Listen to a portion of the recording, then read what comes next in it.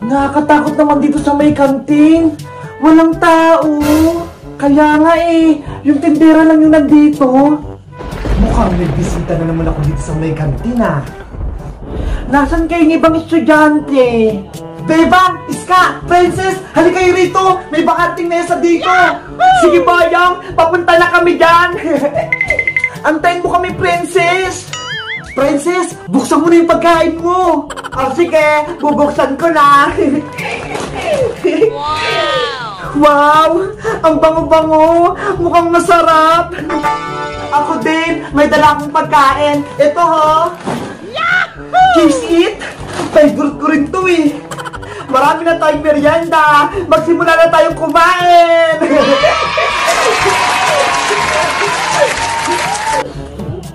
Sarap. Bibilis ako kumain para makarami ako. Sarap. Kumain na kayo ng kumain para maubos natin to lahat.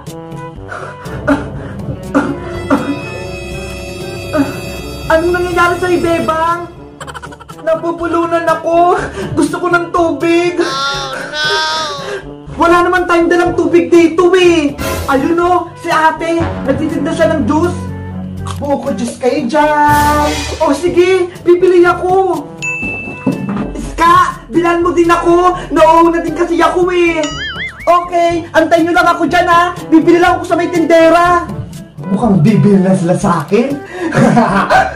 Pabili po, aling tindera. Ano sa inyo, Anong bibilihin nyo? Pabili po ako ng juice yung paninda. Kasi po, yung kaibigan kong si Bebang, napupulunan. Ay, ganon. Sige, saglit lang. May mabibiktima na naman ako. Lalagyan ko itong inumin na ito na pangpatulog para makuha ko yung mga bulilit na yan.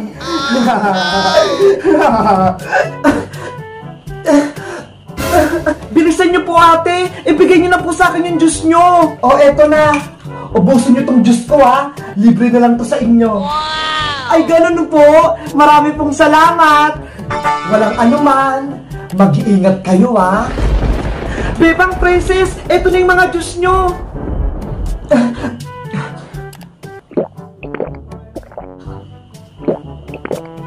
Ano? Okay ka na ba, Bebang? Sumakit bigla yung ulo ko.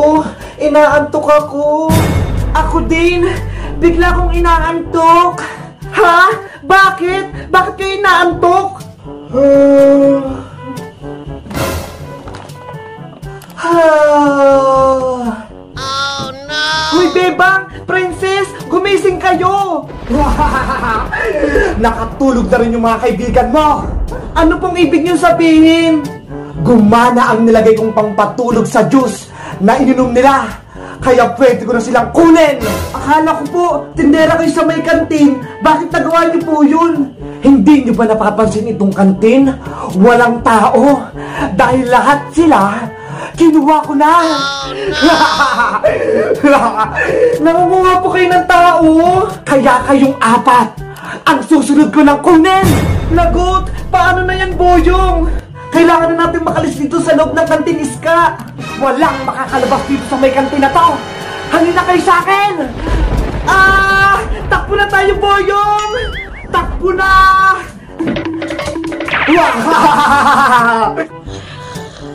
Oh no! Ang himbing ng tulog ng dalawang bulilit na ito. Sige, matulog lang kayo ng matulog para tumaba kayo. Para kapag gising nyo, kayo naman yung lulutuin ko.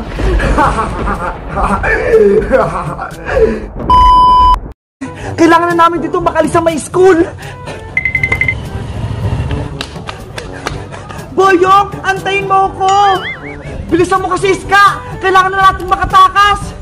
Paano naman si Bebang tsaka si Princess? Iiwan natin sa may kantin. Baka meron namang gawin sa kanila yung babaeng tindera doon. Wala naman tayong magagawa Baka patulugin lang tayo ng tindera. Hindi ko pwedeng iwan si Bebang tsaka si Princess. Mga kaibigan ko sila. Bahala ka dyan. Basta ako, aalis na dito sa may school. Boyong, wag mo kong iwan dito. Uuwi na ako. Wala na si Boyong. Anong gagawin ko? Si Princess tsaka si Bebang naiwan sa kantin. Baka anong mangyari sa kanila. Meanwhile, La la la la la la. Malapit na tong malutong adobong kohol. At nilagyan ko na rin to ng mahiwagang pangpatulog.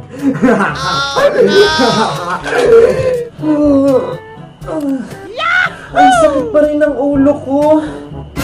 Si Princess, tulog pa rin. Princess, gumising ka na. Inaantok pa ako eh. Mamaya na, Bebang. Gising! Bilis! Wala na si Ska at si Boyong. Iniwan na nila tayo. Hayaan mo lang sila. Baka naglalaro lang sila dyan sa may labas. Pati yung chichirya mo, nawala na din. Ano? Nawala yung merienda ko. Nasaan na? Sino kumuha? Kapag usapang merienda talaga, no? Ang bilis-bilis mo. Eh kasi, gutom na ulit ako eh. Bebang, Princess, maganda ba yung gising nyo? Aling tindera, nasa na po si Boyong at si Ska? Bigla po silang nawala. Naku, bigla silang umalis eh. Tumakbo, iniwan kayo. di totoo yan. Ano ba yan? Hindi ba lang tayo ginising ni Ska? Iniwan lang tayo dito sa may kantin. Princess, umalis na rin tayo dito. Baka hinahanap na tayo ni Teacher Agnes. Oops, wag muna kayong umalis. Saglit lang. May niluto akong pagkain na para sa inyo. Oh, masarap to. Wow, may pagkain. Ito, Princess, kunin mo. Mainit-init pa. Adobong kohol. Ang sarap-sarap naman ito. Adobong kohol. Wag mo na yan kainin. Baka mamaya may gamot yan. Oo nga no. Di ba nakatulog nga tayo dahil sa ininom natin juice sa tindera? Hindi nyo ba kunin yung pagkain ko? Hindi ba masarap? Ayaw po namin. Sabi po kasi ni nanay, wag daw akong tatanggap ng pagkain kapag hindi ko kakilala. Ito na po. Ibabalik ko na po sa inyo to. Pwes, kung ayaw nyo, ako na yung kukuha sa inyo. Halika kayo rito. Wag po. Saan nyo po kami dadalhin? Aling tindera. Dadalhin ko kayo sa kusina ko. Kayo ang ihanda ko sa may kantin. Tulong! May masamang tao dito sa may kantin. Oh no! Iska! Si Boyong bumalik. Tara na, may pupuntahan tayo. Saan tayo pupunta, Boyong? Papasok ulit tayo sa loob ng school. Ililigtas natin si Bebang at si Princess. Talaga? Babalik tayo sa may kantin? Oo, may dala nga akong magamit dito eh.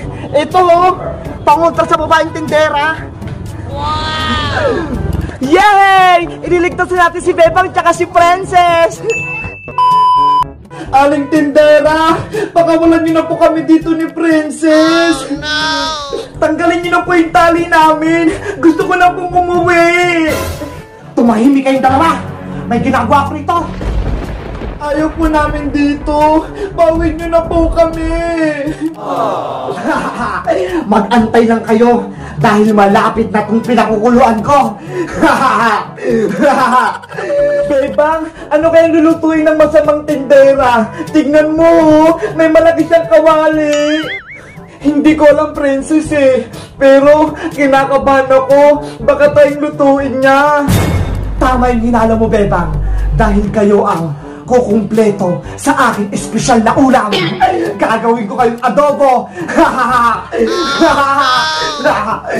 Nanay! Ayaw ko po maging adobo. Meanwhile, Bebang! Princess! Nasa na kayo? Boyong, mukhang wala sila Bebang dito sa loob ng kantin. Walang katao-tao dito. Oo nga eh, kanina pa tayo naghahanap. Hindi naman natin sila makita. Saan kaya sila dinala ng babaeng tindera? Sana nasa mabuting kalagayan sila. Doon natin sila hanapin. Baka kinulong sila doon. a few moments later. Ayan! Timplado ng aking sabaw. Kayo na lang yung kulang, Bebang Princess. Ilalagay ko na kayo dito sa may kawali. Lulutoy na tayo, Bebang. Anong gagawin natin? Halina kayo rito. Tulong! Tulungan niyo po kami! Ska, narinig mo ba yun? Parang may sumisigaw. Tulong! Parang boses yun ni Bebang ah. Shaklala! Sa kusina ng kantin ang gagaling yung sigaw. Pakinggan mo. Oo nga no. Tara, punta natin sila Bebang. Bitawan mo po kami, aling tindera. Ayaw po namin sa inyo. Huwag na kayong pumalad. Ano po bang kasalanan namin? Wala naman po kami ginawang masama. Kayong mga bata, puro mga chichira, soft drinks, junk food lang mga kinakain nyo. Hindi kayo kumakain mastasyang pagkain. Si Princess po, laging chichirya yung kinakain. Sorry na po, aling tindera. Sa susunod po, kakain na akong masustansyang gulay, pati prutas. Galit na galit ako sa inyo. Mga hindi kayo kumakain ng mga prutas at gulay. Hindi na po ako kakain ng chichirya. Huli na ang lahat, Bebang at Princess, dahil lulutuin ko na kayo. Kayo ang gagawin kong merienda dito sa may kantin. Hoy, masamang tindera! Ano yun?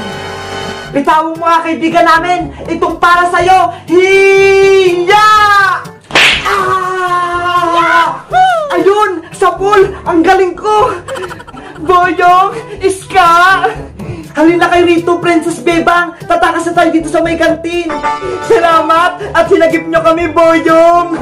Tara na! Lumabas na tayo dito sa may kantin! Baka mahuli pa tayo ng tindera! Hindi kayo nakakataka sa akin! Ako nang bahala sa masamang tindera na to! Tikman mo tong kabali! Hiya! Aray ko! Yung ulo ko! Ayan yung bagay sa'yo! Ayun! Tulog! Umalis na tayo dito sa may kantin at huwag na tayong bumalik dito! Yay! Makakauwi na tayo! Hello guys! Magandang araw! Ako si Bebang! Nagustuhan niyo ba yung kwento namin na tindera dito sa may kantin? Diba? Nakakatakot siya? Mag-comment lang kayo kung anong susunod naming video. Bye-bye!